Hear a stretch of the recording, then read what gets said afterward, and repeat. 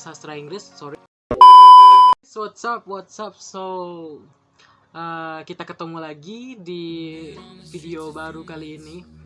Jadi hari ini ada topik baru nih. Aku ingin membahas tentang prospek kerja lulusan sastra Inggris. Jadi bagi kalian yang baru di channel aku, welcome to my channel. Jadi jadi kini aku akan membahas tentang prospek kerja di jurusan sastra Inggris. Jadi kalau kamu berminat untuk masuk sastra Inggris atau sudah masuk bahasa Inggris, tapi masih bingung lah tentang prospek kerja untuk lulusan tersebut. So tonton terus ya untuk info lebih lanjutnya. Oke, kita mulai saja ya.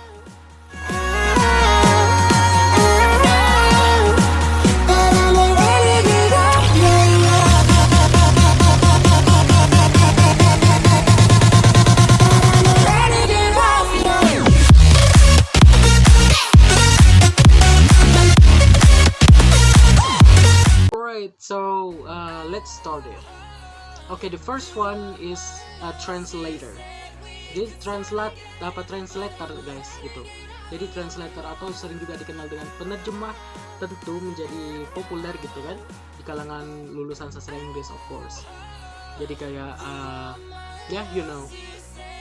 Terus penerjemah itu kan tugasnya gimana ya? Untuk menerjemahkan bahasa Inggris gitu ke bahasa lainnya. Jadi orang di masa sekarang otomatis kan dimana bahasa Inggris itu penting, apalagi untuk masalah pekerjaan gitu. Jadi banyak juga dokumen, misalnya kamu ingin pergi ke luar negeri atau apa gitu kan, otomatis kamu perlu penerjemah dong untuk menerjemahkan berkas-berkas atau dokumen kamu gitu, yang kayak akta kelahiran atau misalnya kayak perlu gitu kan untuk misalnya keberangkatan kamu mau ke luar negeri atau untuk masalah pekerjaan dan segala macamnya. Jadi perlulah tentang untuk translator. Terus yang kedua itu ada yang namanya interpreter. Jadi apa bedanya interpreter dengan translator? Jadi sebenarnya itu agak-agak mirip guys. Jadi bedanya kalau interpreter ini dia juga menerjemahkan ke bahasa Inggris gitu, ke bahasa Indonesia, tapi tidak hanya bahasa Inggris tapi juga bahasa-bahasa yang lainnya. Tapi kalau di sini karena kita membahas tentang lulusan sastra Inggris, jadi kita membahas tentang hal tersebut. Jadi interpreter. Jadi pekerjaan ini cocok bagi kamu yang sekarang sedang berkuliah di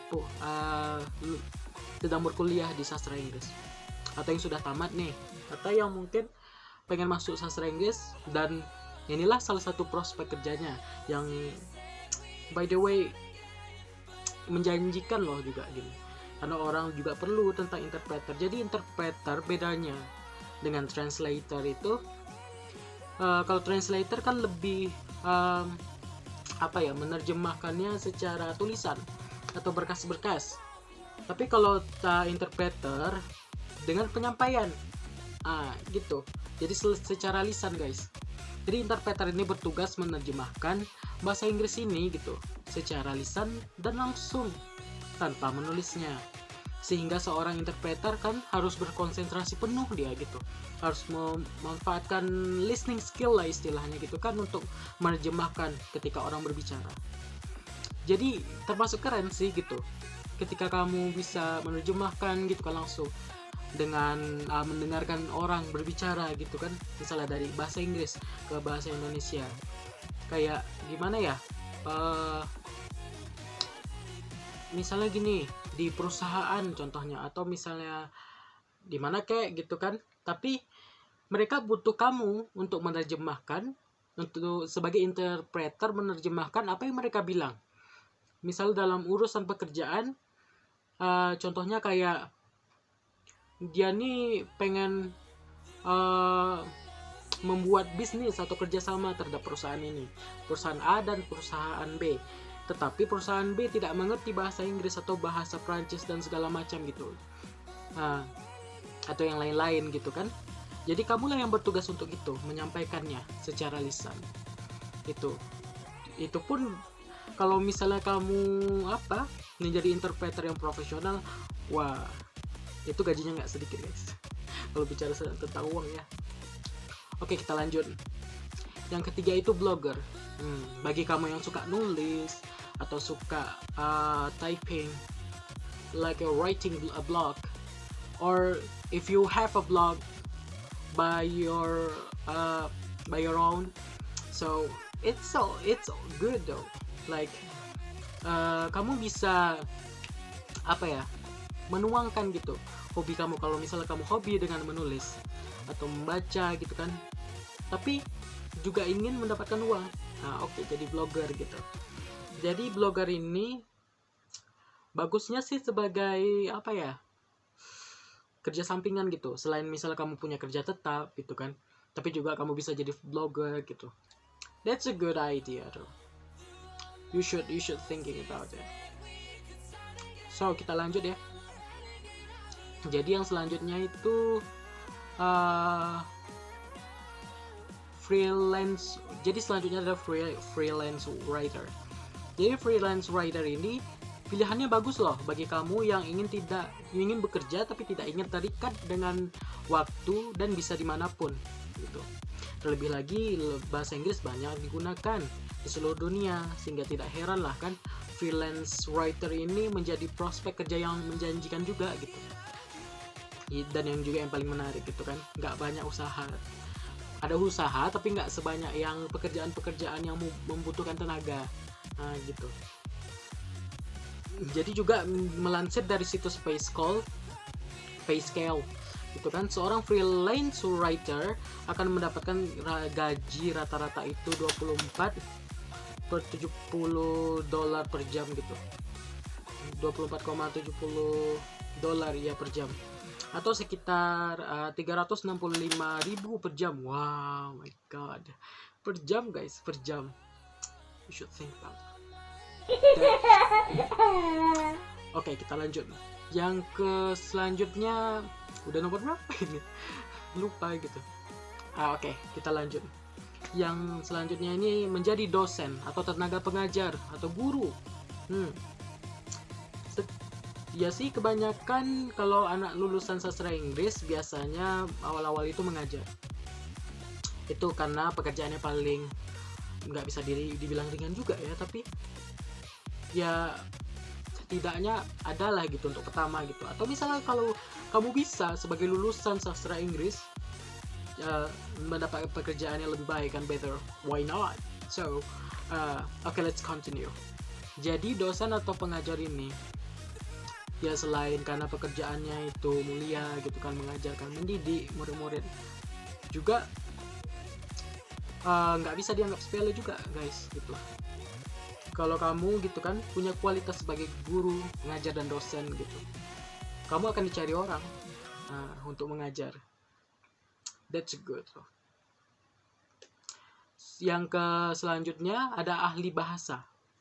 Ahli bahasa, apalagi sebagai seorang sarjana sastra, apalagi sastra Inggris kan, tentunya sudah nggak asing dengan bahasa Inggris karena ya udah kan sehari-hari juga pakai bahasa Inggris di kuliah. Gitu. Jadi peluangnya salah satunya juga ahli bahasa. Tapi ahli bahasa ini berbeda dengan penerjemah guys. Jadi karena ahli bahasa ini bertugas dalam mempelajari dan meneliti tentang bahasa, terutama tuh bahasa Inggris gitu, yang sebagai bahasa asing di Indonesia.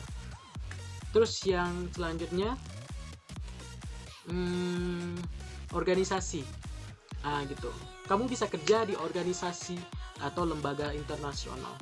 Wow, that's a great job though if you can get it. It's a for real. I don't lie. I'm not lying. It's so good. So jadi organisasi dan lembaga internasional ya kan, banyak sekali lembaga maupun organisasi internasional guys gitu yang membutuhkan lulusan sastra Inggris dalam pekerjaannya. Dengar tuh guys, banyak begitu yang membutuhkan, apalagi di Indonesia kan. Gimana ya realitanya itu sekarang, nggak semua orang bisa bahasa Inggris gitu. Sama dengan yang kata-kata apa di meme itu, yang kadang kemarin lagi viral itu ya, udah bisa bahasa Inggris, gitu. It's funny as hell. So ya, jadi kayak gitu. Salah satu prospek kerjanya adalah organisasi dan lembaga internasional seperti perusahaan kayak atau apa kayak gitu kan, yang membutuhkan lulusan sastra Inggris yang apa sebagai pekerjaannya gitu. Terus selanjutnya diplomat. Ini sebenarnya cita-cita apa ya, prospek kerja impian bagi seluruh anak sastra Inggris menjadi diplomat. Mungkin ada beberapa yang nggak mau jadi diplomat, tapi rata-rata ya semua aja pengen jadi diplomat. Jadi gini guys, jadi untuk menjadi diplomat itu tidak harus datang dari jurusan hubungan internasional atau jurusan lainnya. Dari sastra bisa kok gitu, terutama sastra Inggris. Jadi keuntungannya tuh besar gitu. Kayak inilah kerja impian bagi anak sastra Inggris. Terus prospek kerjanya itu tentu sangat besar untuk menjadi diplomat. Dan kamu bukan sebenarnya untuk menjadi diplomat membutuhkan bahasa Inggris. Tapi selain bahasa Inggris, kamu juga bisa mempelajari sebelum menjadi diplomat atau ingin menuju ke sana. Coba-coba deh pelajari bahasa-bahasa yang lainnya, bahasa internasional pokoknya gitu kan, seperti Mandarin gitu, bahasa Prancis, bahasa Spanyol dan segala macam gitu. Jadi itu menjadi nilai bonus juga bagi kamu gitu kan, daripada lulusan yang lain-lain gitu. Terus tugas seorang diplomat, tahu nggak? Jadi tugasnya itu mewakili suatu negara untuk melakukan diplomasi ya, atau mewakili negara di suatu negara dalam suatu pertemuan atau event gitu. Kamu yang nanti dipilih gitu untuk ke sana. Jadi gimana ya, diplomat ini kamu kerja di pemerintahan, tapi juga kamu bisa jalan-jalan loh. Kan gitu. Jadi selain kayak gitu, ya gitulah, enak pokoknya. Tapi ya pengorbanannya nggak sedikit guys gitu ya. Bukan masalah uang juga, masalah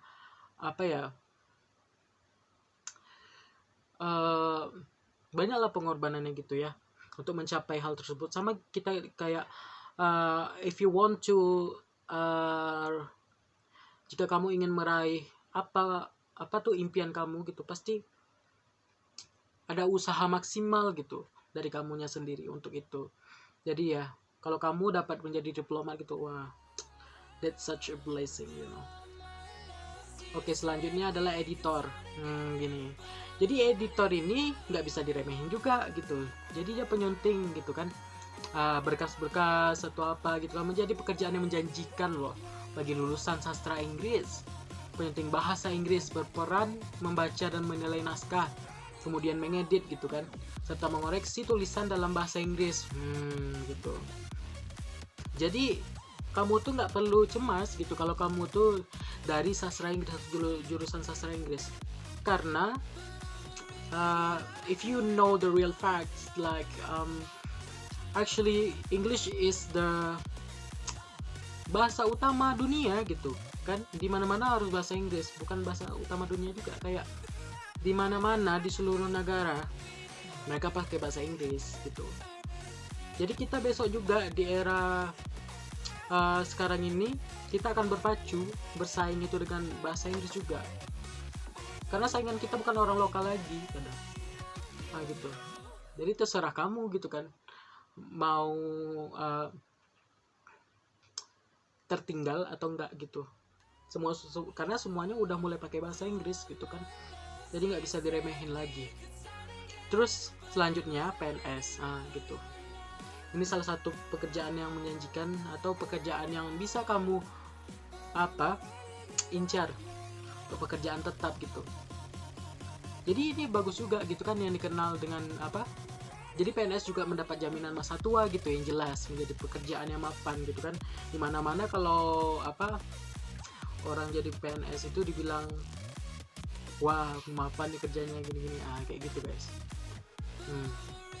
Terus ini yang menyenangkan ini, jadi tour guide. Ya, Tour guide juga disebut dengan pemandu wisata, menjadi populer di kalangan seorang lulusan bahasa Inggris. Jadi sebenarnya untuk menjadi tour guide itu, ya kamu perlu bahasa Inggris dong, gitu kan. Karena yang kamu hadapi bukan orang lokal lagi, yaitu orang-orang luar, gitu kan. Jadi tour guide ini, setidaknya kamu bisa bahasa Inggris lah, gitu. Sebenarnya nggak untuk sastra Inggris saja ya. Sebenarnya bisa dari jurusan lain, yang penting kamu bisa bahasa Inggris. Tapi karena kita di sini mengulas tentang sastra Inggris, jadi ya you have to speak English to the foreigners, like to guide them, like to ke tempat-tempat wisata gitu segala macam. Ya kamu butuh bahasa Inggris dong. Karena kan di Indonesia sendiri negara wisata. Nah, jadi apa-apa kan kita nih kaya guys, dengan hasil alam yang melimpah gitu kan, dengan hasil alam apa ya yang indah gitu kan, banyak pulau dan segala macam. Jadi ya kadang yang nggak banyak di negara-negara lain yang nggak ditemui gitu, hal-hal seperti di Indonesia gitu. Jadi wajarlah banyak wisatawan yang berlibur ke sini, apalagi di Bali kan. Jadi aku tuh kadang gimana ya, aku kan pernah aku kan ada apa nih, apa namanya, like punya aplikasi gitu. Jadi aku memakai aplikasi guys, aplikasi luar gitu. Jadi setiap kali aku bicara dengan orang luar tuh, do you know about Indonesia? Terus dia jawabnya gini, kayak I don't know, but when I change the question into like, do you know Bali? Yes, of course I know, I've been there. They said like that, like, what?